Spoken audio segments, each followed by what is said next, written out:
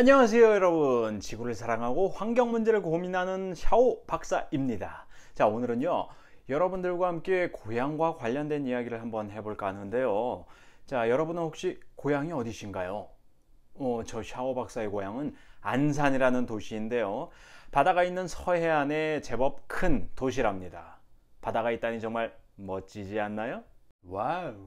바다는 말이죠, 우리들에게 풍부한 해산물로 다양한 먹거리를 제공해주고 노을 지는 아름다운 바닷가 풍경도 보여줍니다. 특히 서해 바다는 갯벌이 많아서 갯벌놀이도 신나게 할 수 있죠. 그런데 말이죠, 이 아름다운 바닷가 도시 안산에서 자연이 더러워지는 일들이 발생하고 있어서 큰 걱정이랍니다.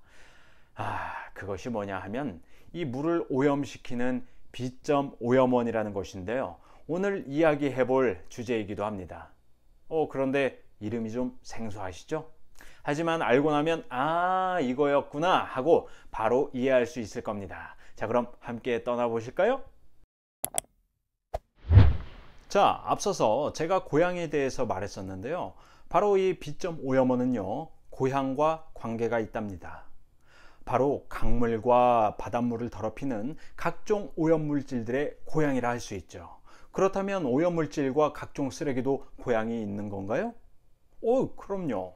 그 오염물질들이 발생한 곳이 바로 고향이고, 어디서 나오는지 알 수 있는 것을 점오염원이라고 합니다. 혹시 장마철에 강가나 바닷가에 가본 적 있으실까요? 아마 가보신 분들이라면 잘 아실 텐데요, 물이 엄청 불어나 있는데 거기다가 또 어마어마한 쓰레기들이 강상류에서 휩쓸려 내려와서 쌓인다는 사실을 말이죠.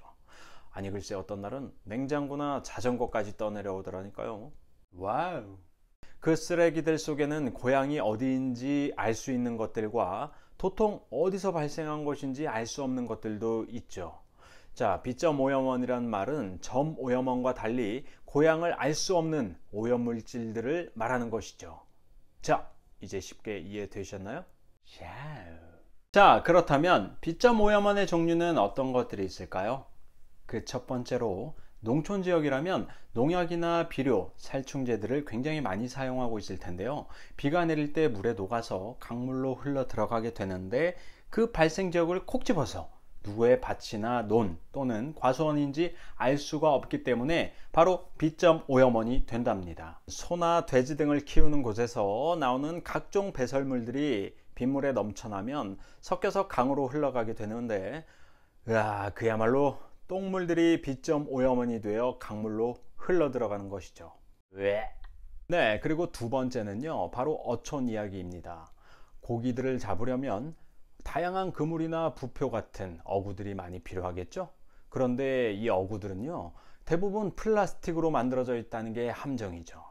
바다 한가운데서 버려진 어구들이나, 그리고 육지에서 누군가가 몰래 버린 플라스틱 컵이나 빨대도 마찬가지로 바다로 나가게 되면 이 미세 플라스틱으로 분해가 되어 바다 생물들과 바닷물을 오염시키거나 병들게 한답니다. 결국은 이 플라스틱들이 우리의 몸속으로 들어오게 되고 병들게 되는 것이죠. 자, 세 번째, 우리가 사는 도시인데요, 도시는 인간을 위해 도로와 아파트 등으로 온통 뒤덮여서 흙이 숨을 쉴 수 없게 만들어진 곳이잖아요. 그러니까 예전 같았으면 비가 내렸을 때 땅속으로 흡수될 빗물들이 모두 한꺼번에 강물로 갈 수밖에 없게 된답니다.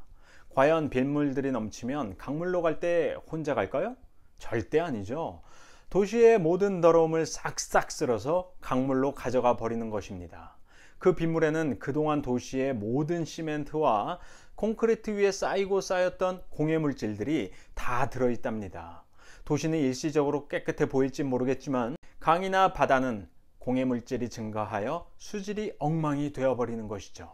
자, 예를 들자면 도시에는 빗물이 지나가는 통로인 빗물바지 시설이라는 게 있는데요, 그걸 사람들이 하수도로 오해해서 거기다가 먹던 아이스크림도 버리고 담배꽁초도 버리고, 일부 몰상식한 사람들은 침도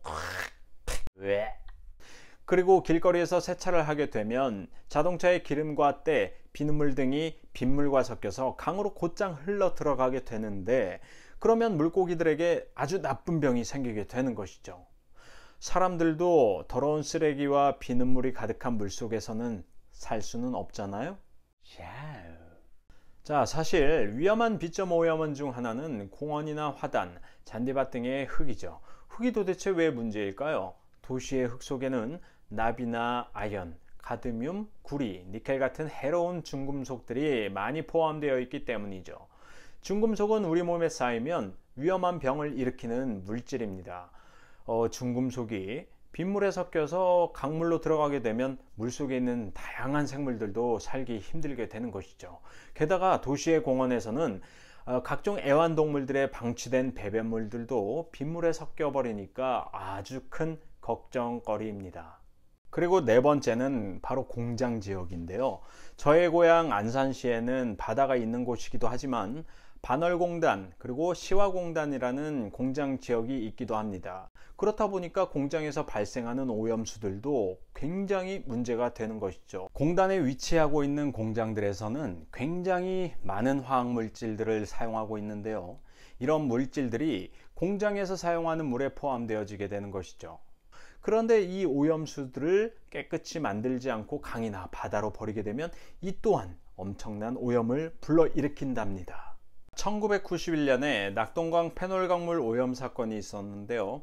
독극물인 페놀을 몰래 강물에 버려서 물고기들이 집단 폐사를 하고 사람들이 먹는 물까지 오염시켰던 아주 위험한 사고였습니다. 여러분, 이런 물 오염이 다시는 일어나서는 안 되겠죠? 그럼 바로 이어서 우리가 어떻게 하면 비점 오염원을 막을 수 있을지에 대해서 이야기해 보도록 하겠습니다. Coming soon.